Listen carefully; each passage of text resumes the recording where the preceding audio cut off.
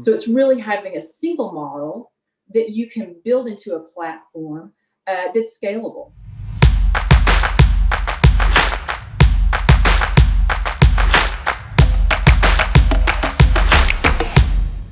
But let me ask the opposite question. What shouldn't you do? What are the pitfalls that you've seen?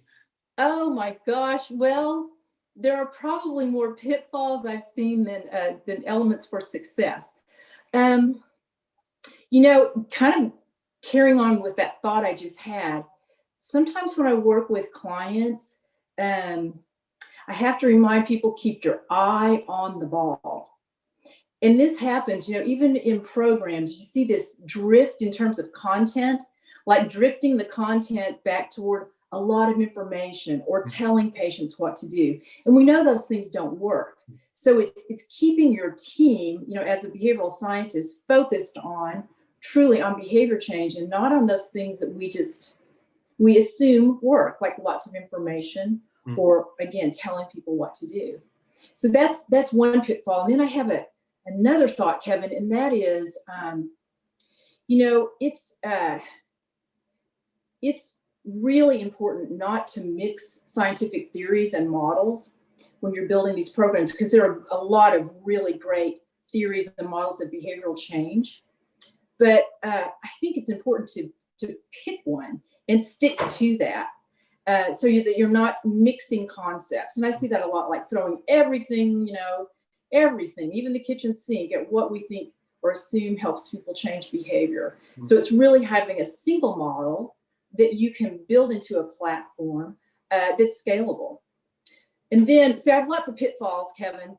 Another pitfall that just came into my mind, it's this idea that you really do need a behavioral scientist. And into your audience, this, of course, won't be any surprise.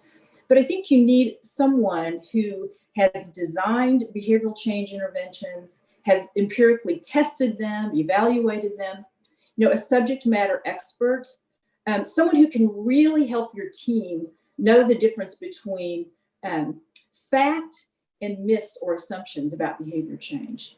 And usually that requires an advanced degree, a person who really has studied academically the science of human behavior. And I think it really is helpful if you practice with real people.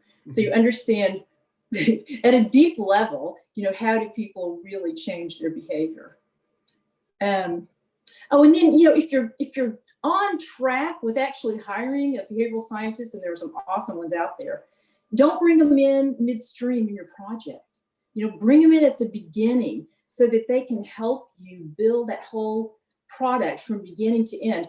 I have a number of clients, they're really thoughtful about needing a behavioral scientist, but they'll bring me in for a very limited role.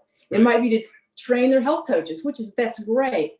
But it just makes such a difference if you are conceptualizing your digital health program from the very beginning using behavioral science, because you can layer all that behavioral science in.